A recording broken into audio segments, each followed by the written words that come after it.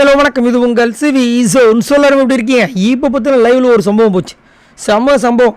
முத்துக்குமார் அப்பா பேச்சு நிறைய திறமை அவர்கிட்ட இருக்குது. அதனால தான் நிறைய பேருக்கு பிடிக்குது. வெறும் பேச்சு மட்டுமா? இன்றைக்கி ஃபுல்லாக டாஸ்க் எப்படி போச்சு, எவ்வளவு அடிகள் வாங்கியிருப்பார் இவர். ஏதாவது ஒரு சின்ன கம்ப்ளைண்ட் பண்ணியிருப்பாரா?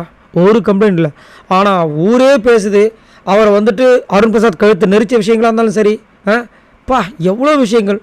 பாவம் மனுஷன் காலையில் எழுந்திருக்காது, நடக்க முடியல, அவ்வளோ விஷயங்கள். சரி, இப்போ எல்லா டாஸ்க்கும் முடிஞ்சதுக்கப்புறமா பேசிகிட்டு இருக்காங்க. அப்போ ரயான் கேட்குறாரு, முத்து நீ சொல்லு, இந்த வாரம் யார் யார் நல்லா விளையாண்டாங்க சொல்லு அப்படின்போது ரேங்கிங் கேட்குறாரு.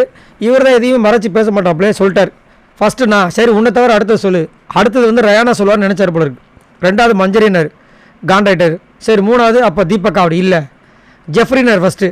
அதுக்கப்புறமா தீபக்னார் நாலாவது. அப்புறம் அஞ்சாவது ஜாக்லினர். இல்லை ஜாக்லின் நல்லா கடுமையாக உழைச்சாங்க. அதனால் மூணாவது ஜாக்லின், நாலாவது தீபக், அஞ்சாவது ஜெஃப்ரின்னு சொல்லும்போது இவர் டென்ஷன் ஆகிட்டார். ரயான் போது நிறுத்து அப்படின்னா இல்லை அடுத்தது இன்னும் இவன் நிறுத்துன்னு சொன்னதுக்கப்புறமா சொல்லிட்டு இருக்கான்னு சொல்லிட்டு இந்த பக்கம் சௌந்தர்யா கிட்ட கமெண்ட் பண்ண ஆரம்பிச்சிட்டார். அப்போது ஜாக்லின் ஒரு விஷயத்தை எடுத்து வைக்கிறாங்க. என்னென்னா இப்போ கொஞ்ச நேரத்துக்கு முன்னாடி உள்ளே நம்ம முத்து பேசின விஷயங்களும் அங்கே சொல்கிறாங்க. நீ பண்ணதில் கூட்டணி தர்மத்தில் நீ பண்ணது அவனுக்கு பிடிக்கலையாண்டா அப்படின்னு ஒரு விஷயத்தை வைக்கிறாங்க. அங்கே என்ன பேசுவாங்க அதை தான் வச்சாங்க. அங்கே எந்த ஒளிமுறையும் இல்லாமல் இவருக்கு உடனே சுருன்னு ஏற்கிச்சு. உடனே இல்லை ஏன் நாங்கள் கரெக்டாக தான் பண்ணோம் அப்படின்ற மாதிரி அவர் பேசும்போது அவர் ஒரே வார்த்தை சொல்லிட்டார், நாங்கள் கூட்டணி தர்மத்துப்படி நாங்கள் உங்களுக்காக 90% இருந்தால் நீங்கள் வெறும் 9% இருந்தீங்க, அதை உண்மையை ஒத்துக்குங்க அப்படின்னா இந்த மாதிரிலாம் நீ பேசாத ரயான் சொல்கிறது. நாங்கள் மட்டும் இல்லைன்னா நீ மூணாவது நாள் நின்றுக்க முடியாது அப்படின்னாரு.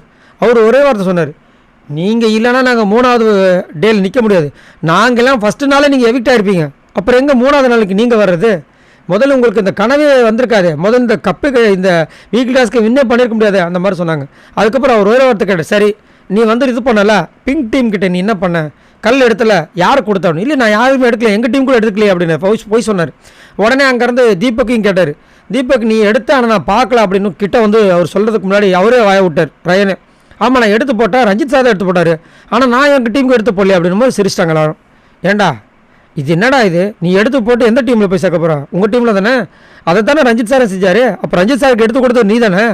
இரண்டா பேச்சு பேசுகிறேன்னு சொன்னோன்னே பயங்கரமாக அப்படியே மோதிக்கிச்சு. ஆனால் என்ன முட்டி மோதினாலும் சரி உண்மை நம்மளுக்கு தெரியும். ஏன்னா ரயான் நல்லா இவங்களுடைய விஷயங்கள்லாம் நல்லா யூஸ் பண்ணிட்டு ஒரு நல்ல கோட்டையை கட்டிட்டு ரெட் டீம் வெளியே போனதுக்கப்புறமா டப்புன்னு என்ன பண்ணார், இவங்களை அடிக்கிறதுக்கு ஜெஃப்ரி டீம் கூட டைப் வைக்கிறோன்னு நினச்சார் பார்த்தீங்களா? அப்போயே காலி. ஏன்னா ஒரு டீல் அப்படின்னா டீல் இஸ் எ டீல், அவ்வளோதான். அதில் ஃபஸ்ட்டு அதுலேருந்து ஆதாயத்தெல்லாம் எடுத்துக்கிட்டு அதுக்கப்புறம் இது மாதிரி பண்ணால், இப்போ சப்போஸ் அந்த டீல் போட்டு இவங்களுக்கு பிரச்சனை ஆகிருந்ததுன்னா, இவங்க வராமல் இருந்ததுனா இவங்க வெளியே போயிருந்தாங்கன்னா இப்போ என்ன பண்ணியிருப்பாங்க? அதெல்லாம் தேவையில்லாத ஒரு விஷயங்கள். ஸோ அதை ரயான் மீறினது இங்கே கரெக்டாக முத்துக்குமரன் சொன்னது சூப்பராக இருந்துச்சு. ஸோ நீங்கள் உங்களோட கருத்தை சொல்லுங்கள். ரயான் பேசின விஷயங்கள் உங்களுக்கு எப்படி இருக்குது? அது மட்டும் இல்லாமல் முத்துக்குமரன் தாறுமாறாக அங்கே அவர் பேசின பேச்சால் அப்படியே மடங்கிட்டார். ரயானால் எதுவுமே பேச முடியல. அதை பற்றி மறக்காமல் கமெண்ட்ஸ் பண்ணுங்கள். இந்த வீடியோக்கு மறக்காமல் லைக் பண்ணி தட்டி விடுங்க. அடுத்து ஒரு சூப்பரான வீடியோ சந்திக்கலாம். பாய் நண்பர்களே.